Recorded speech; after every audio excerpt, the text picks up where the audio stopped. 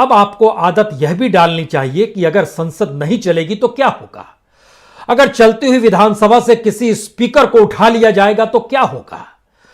संविधान की व्याख्या करने के लिए सुप्रीम कोर्ट की मौजूदगी संविधान की व्याख्या की जगह अगर उन कामों को करने लगेगी जो कि सत्ता के अनुकूल हो, जिसमें किसानों को आने वाले वक्त में नोटिस भी दिया जाएगा और वह धरना प्रदर्शन इस तरीके से नहीं कर सकते हैं, इसकी चेतावनी भी दी जाएगी, तो भी आप क्या कर सकते हैं।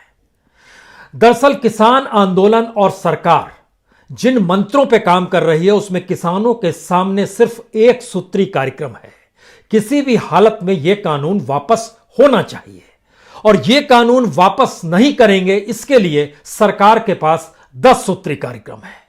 उस 10 सूत्री कार्यक्रम में पहला सूत्र तो आज आपने तभी महसूस कर लिया होगा जब दिल्ली में रहते हुए देश के कृषि मंत्री ने मीडिया से कहा, हम तो बातचीत के लिए तैयार हैं, किसान तो हमारे लिए सब कुछ है, अन्नदाता को हम इग्नोर कैसे कर सकते हैं और हम तो संशोधन करने के लिए भी तैयार हैं। और उसके चंद घंटों के बाद दिल्ली से तकरीबन 350 किलोमीटर दूर ग्वालियर की किसान सभा में देश के कृषि मंत्री ही खुले तौर पर कहते हैं, कानून किसानों के हित के लिए है और जो आजादी के बाद से किसानी के क्षेत्र में नहीं हुआ वह काम इस देश के प्रधानमंत्री करना चाहते हैं।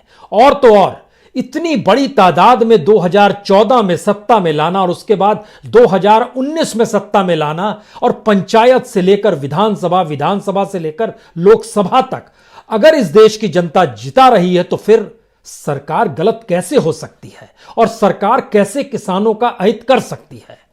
तो पहले वो 10 सूत्री कार्यक्रम क्या क्या हैं सरकार के, जिसके जरिए संकेत आपको लगातार मिलेंगे कि दरअसल किसान ही गलत है। सरकार किसानों को तोड़ना चाहती है। अगर सरकार ये मान चुकी है कि जनता उसे जिता रही है और उस जनता को जिताने में तमाम राज्यों के किसान भी हैं, तब यहां से आखिरी बात शुरू होती है कि ये आंदोलन चले तो कैसे चले। जाहिर है चाहे वह अशोक गहलोत हो, चाहे बघेल साहब हो जो छत्तीसगढ़ के मुख्यमंत्री हैं, चाहे कैप्टन अमरिंदर सिंह हो, चाहे वो चंद्रशेखर राव हो तेलंगाना के, चाहे आंध्र प्रदेश के जो भी मुख्यमंत्री हैं, उन्हें पूरी ताकत के साथ इस आंदोलन के साथ बोल और ट्विटर पे हैं सपोर्ट नहीं करना होगा, बल्कि किसानों को लेकर आना होगा, क्योंकि एग्रीकल्चर स्टेट का सब्जेक्ट है।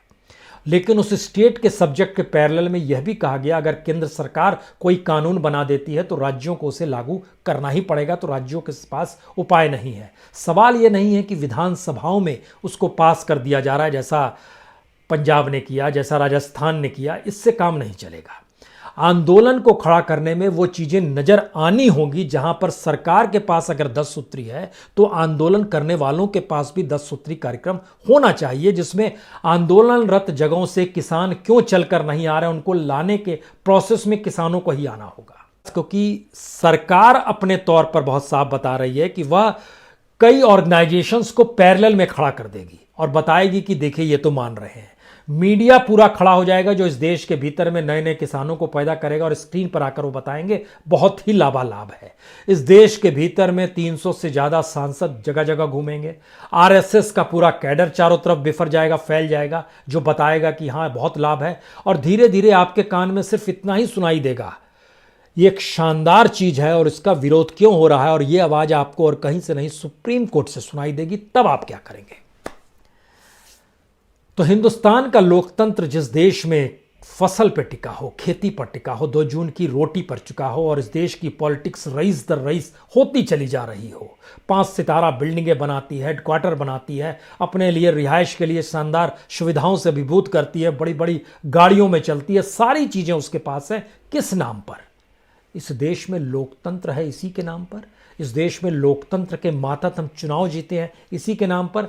चुनाव में वोट इस देश की जनता ने दिया है। उस देश की जनता के भीतर में अगर 58 से 60% लोग किसान हैं तो वो एक साथ क्यों नहीं आ सकते हैं? क्योंकि देश में पहली बार किसान के नाम पर आंदोलन है। जातिगत तौर पे आप नहीं बांट सकते हैं, धर्म के आधार पर नहीं बांट सकते हैं। कोशिश होगी, इससे कतई इनकार नहीं है, लेकिन आप नहीं बांट सकते हैं। तो इस देश में किसान क्या एक ऐतिहासिक मोड़ पर आकर खड़ा है जहां पर उसके सामने सबसे बड़ा सवाल है, भारत एक मार्केट इकोनॉमी के मॉडल में तब्दील हो जाए, या भारत उस डेमोक्रेसी को जिए जिसमें वेलफेयर स्टेट की सोच भी है और लोगों के पेट भरने का दायित्व भी है। सिर्फ अंत्योदय योजना बनाने से काम नहीं चलेगा, क्योंकि 2005 के बाद ये सरकारें घबराती रही कि इस देश में जो गरीब से गरीब है उनकी संख्या में इजाफा कैसे करें, क्योंकि 3 से 4 साल में उनको 1.5 करोड़ जब बढ़ गए तो घबराहट पैदा हो गई कि ये तो बीपीएल से भी ज्यादा बुरी स्थिति में देश आ रहा है, तो फिर आप क्या करेंगे। और बीपीएल की स्थिति जब देश में यह हो कि हर तीसरा चौथा शख्स खाली पेट हो, गरीबी रेखा से नीचे हो, 2 जून की लड़ाई लड़ रहा हो, रोजगार ना हो, सुदूर सुदूर इलाके में चले जाइएगा तो पता चला कि वो पत्ते भी खाकर जी रहा है अपने तरीके से, और शहरों में आइएगा तो पता चला भीख मांग के जी रहा है, तो आप क्या करेंगे। एक ऐसी स्थिति है। लेकिन सिर्फ 20 करोड़ का ये देश नहीं है, 110 करोड़ को याद रखिए, जिसके लिए इस देश का किसान जीता और मरता है। लेकिन पूरा सिस्टम हमारा 20 करोड़ के लिए हो गया है।